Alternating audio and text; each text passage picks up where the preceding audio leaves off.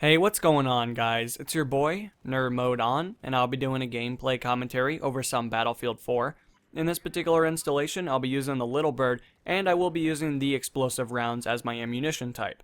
Now, granted, they're fairly decent against infantry, they're not so great against, vehicles, but that's to be expected. I guess if they were too good, the community would be hitting up the social media sites to let DICE know how much of a failure they are, like most people seem to do on a day-to-day basis, but what are you going to do? Some people just have a different way of venting, I guess you could say.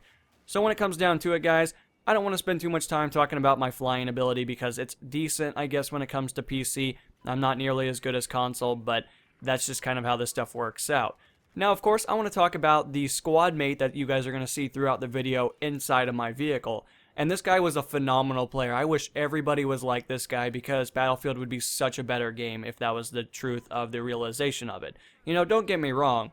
Everybody's pretty skillful when it comes to PC or just Battlefield in general. However, there are some playstyles that I'm not too fond of, and when it comes down to it, it seems like when you see those lower levels, you just kind of know they have no clue what's going on. And that's to be expected. When we all jumped into Battlefield, we weren't all good either. I mean, that's just kind of how this stuff worked out. Over time, you become better, then you become proficient, then you become the MLG pro that you think you are, and then we kind of rinse and repeat through the ranks.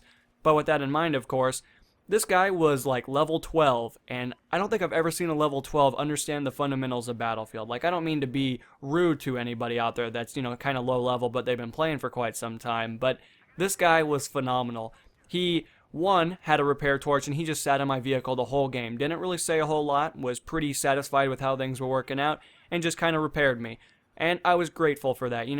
From time to time, you get some guys that do that, and then more or less, you kind of get guys that get scared, jump out, parachute, and then they kind of never come back in your helicopter because maybe you hit the ground one or twice. I mean, it happens from time to time. That big tree that's in the middle of the map, I might have hit it a few times. I do apologize. But when it comes down to it, this guy was just really awesome. I don't really know how else to explain it. He kind of sat in there. He knew if things went bad, he was going to kind of pull out his repair torch and keep me going. Now, also, that doesn't sound too impressive to all of you guys, and I agree, it's not the most impressive thing, but when it comes down to it, he had a Stinger as well, and he was shooting at attack helicopters, transports, everything that's on the map, and he was just literally just shooting them because he wanted to help the team. Now, what would happen is I would lock onto, let's say, a helicopter, and you guys will see this, and then I'll shoot mine, and then he flares, long story short. But all of a sudden, this guy has his Stinger out, and he's locking him from like 15 feet away, and shoots and blows him up. And it was phenomenal. I just remember thinking, like, man, I wish everybody was like this. I wish everybody had setups that were phenomenal and helped the team and were more oriented towards maybe air combat or whatever specific situation they found themselves in. And it was nice to see that.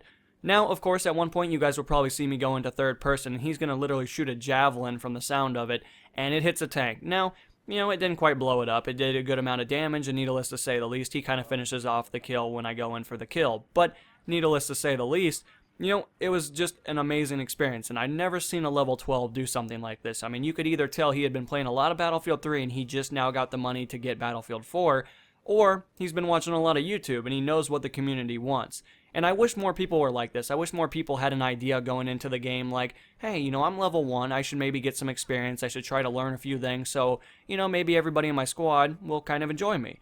And for the most part, most people are pretty good, The one thing I'm not too fond of is when I see a level 1 pull out a sniper rifle. You guys know how this stuff works out by now, but that kind of irritates me a little bit just because I feel like, you're losing out on the experience of the game, but whatever. That's just kind of how the game works out. I guess if you want to, have a bush and set up a good campfire, I guess you can do so. So, have fun with that. But anyway, guys, I wanted to talk a little bit about that. That just kind of blew my mind last night. I think I played about 4 more games with this guy, and the whole time he would literally just spawn in my helicopter and sit there and repair me and do the same things over and over again. And he had a microphone, which I was surprised because most people on PC don't use their microphones. It's just kind of how the thing is. It's not like Xbox Live where everybody and their grandma has a microphone. It's not exactly like that. Most people on PC have a microphone or some kind of communication device. They just choose not to use it. And the kind of PC way is not to use your mic. I mean, if you talk, people will tell you literally to not talk. It's just kind of how it is. And it's weird. It's a little flip-flop, I would say. But overall, the Battlefield community is pretty generous when it comes to that. And I think a lot of the reasoning behind no microphone talk or using the chat is because not everybody has VoIP. Not everybody's using maybe something that they're impressed with a stereo or a headset kind of system or something like that. And a lot of times you don't get people that have great microphones. You guys know it. If you're on Xbox or PlayStation, you know the guys that are using Bluetooth or their Kinect sets. Nobody likes that kind of stuff.